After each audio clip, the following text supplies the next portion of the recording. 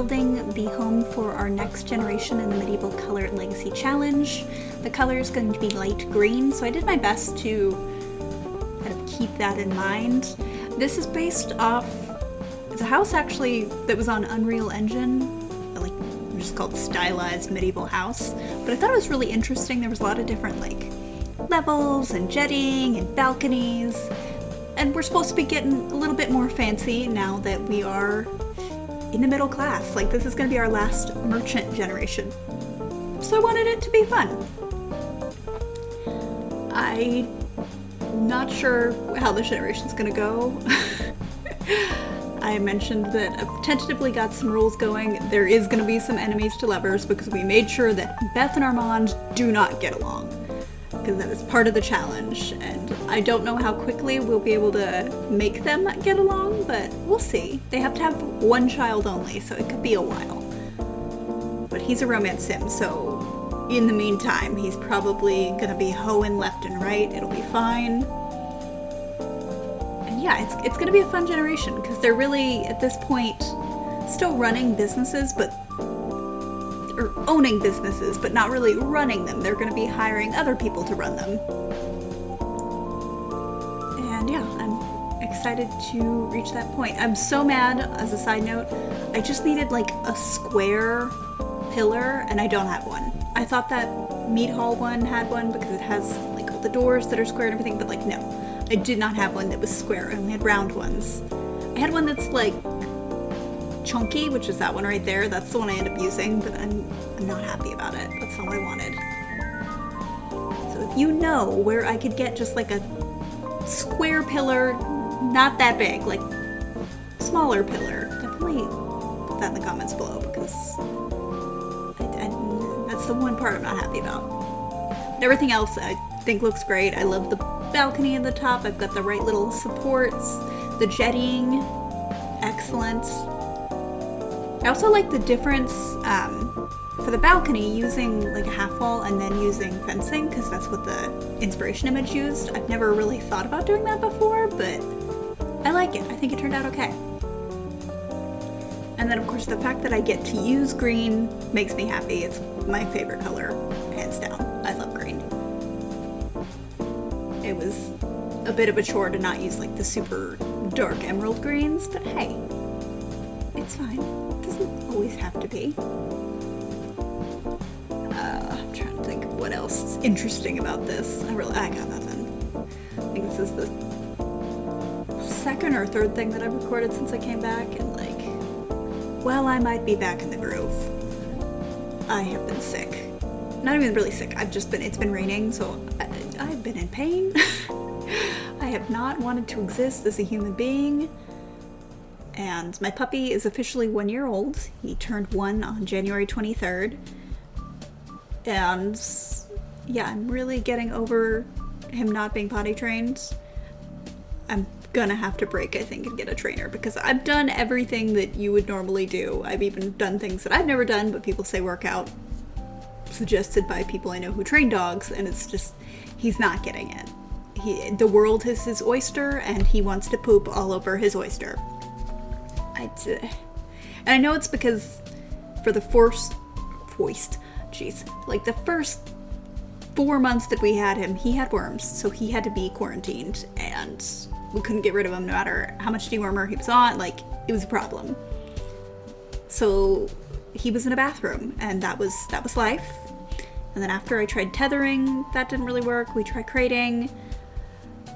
Really, right now, the only way that I mostly get him to not go to the bathroom in the house is just take him outside.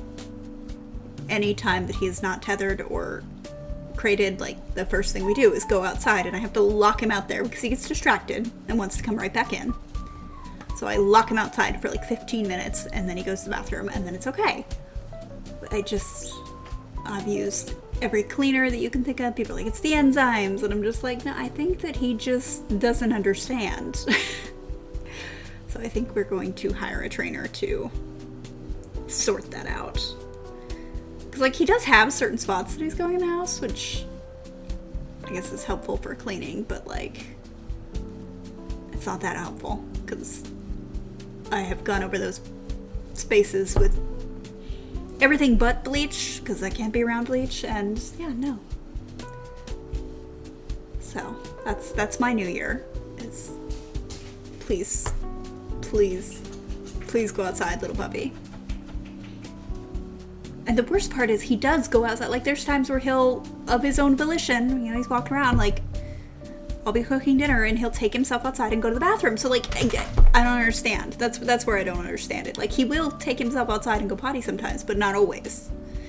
It's just his mood. It's not like it's, like, I could understand maybe if it was cold or it was raining or it was dark, if there was something he was afraid of that he was not wanting to go out at certain points, but there's never any consistency. Dogs are weird. Dogs are just weird. Hounds are the weirdest dogs ever. I've never had a hound, and I don't think that I'll have another one, just because I clearly don't understand their brains. I'm fully on team herding dog, team retriever, team pit bull. I understand their brains. Fully. Just hounds, no, I don't get it. On the bright side, look, we have windows in the house. I really like the wallpaper that I used. I know it's a bit busy, but like there's green in it and it's really pretty, and I forgot that I had it, so I'm using it.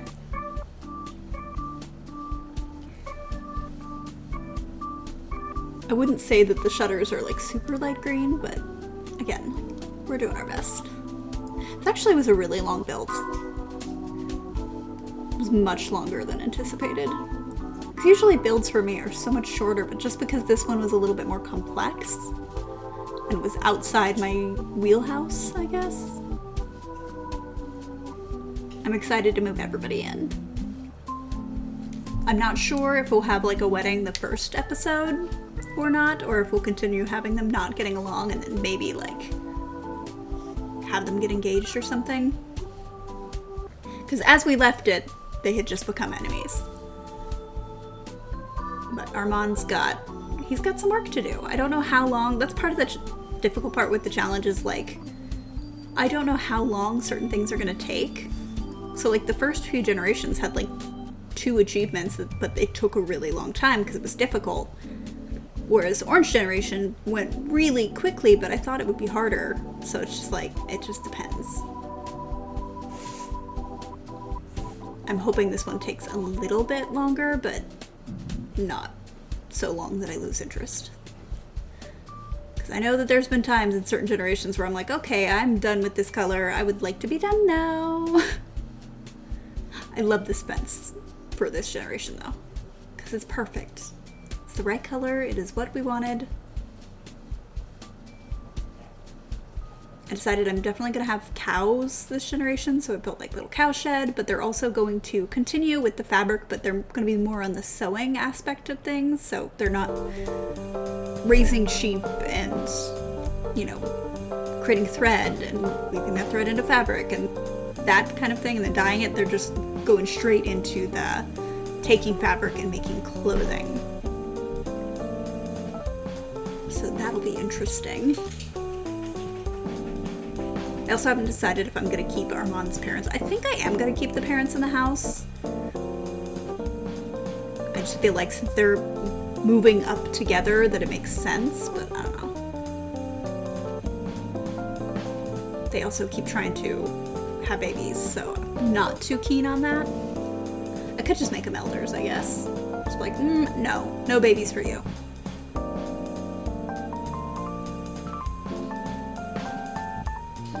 I love that big door. It doesn't really make sense to that top floor, but I don't care. It's one of my favorite doors, period. It's just it's a solid fantasy door.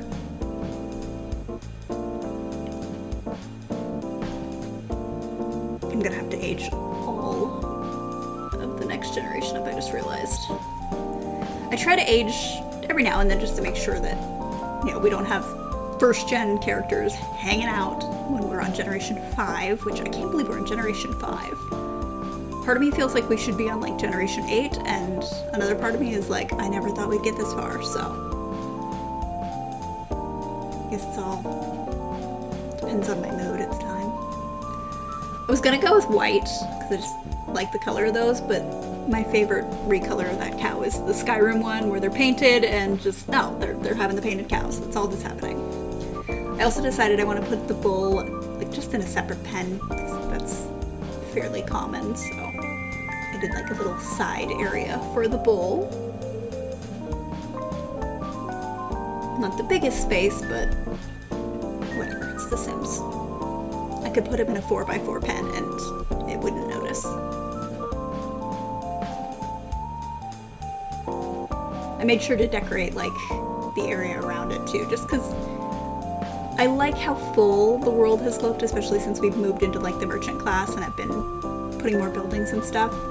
It makes me happy. The house next to it actually is the Yellow Gen house, one of them. Was it Yellow Gen that I had? No, it was Pink Gen that I had multiple houses. Yeah, it's the Yellow Gen house, so they're kind of next to it, but I didn't see a point of bulldozing it. It's fine. Made me feel nostalgic. Because for all these, I build a new lot, just from scratch. I don't bulldoze where they were currently.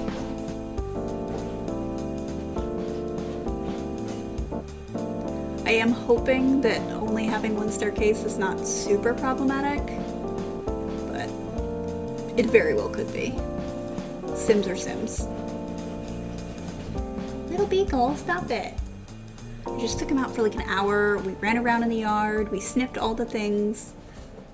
And then I put him in the crate because I can't really pay direct attention to him while I'm doing this. And he's just sitting there digging around, throwing a fit.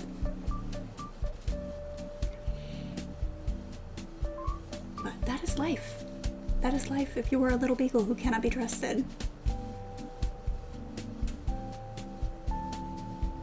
Although I was slightly irritated this morning. He had an accident in the crate because I love my partner very much and he's an excellent human being, but he does not understand animals always, and so I think he just got up a little bit late and went about his usual routine, but skipped the part of the routine where he takes the dogs out, figuring that he would take them out before he left for work. Well, the animals don't, they understand their routine, so they a half an hour late when they're used to going potty at a certain hour, especially with the little beagle. Yeah, he had an accident in the crate. And then I had to get up because I'm the one who handles those things. And I'm just like, no, he is very small and he does not understand, actually I'm gonna do this instead. You gotta stick to the routine. You gotta continue. Which is always interesting when you like talk to people that aren't necessarily animal people or weren't raised around animals.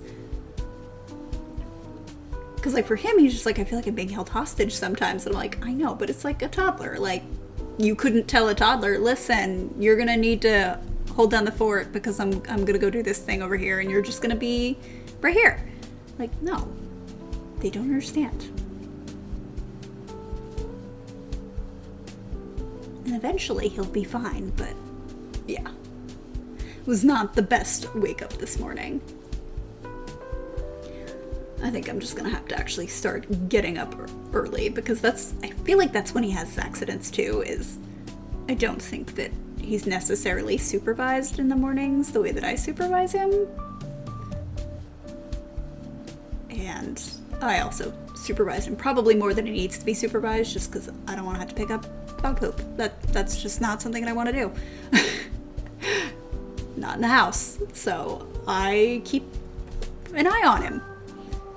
He doesn't get to do nothing. I'm like a helicopter parent, but for a dog. But I don't think that my partner necessarily does that. So. And I don't mind getting up early. Like, I used to get up at 3 a.m. for work every day, but like, lately, that's not what I wanted to do. My body has been like, no, we're gonna sleep. Hopefully we'll find some middle ground. But we're about done with the builds. Sorry you had to listen to me talk about my dog forever, but hey, that's what you're here for. You can mute me. It's fine. So this is pretty much the build. I'm gonna put a couple trees down, but I didn't want to like put too much foliage because it shouldn't really have that much. Like, that's not what it's about. Yeah, but I love this new tree. I think it's so good.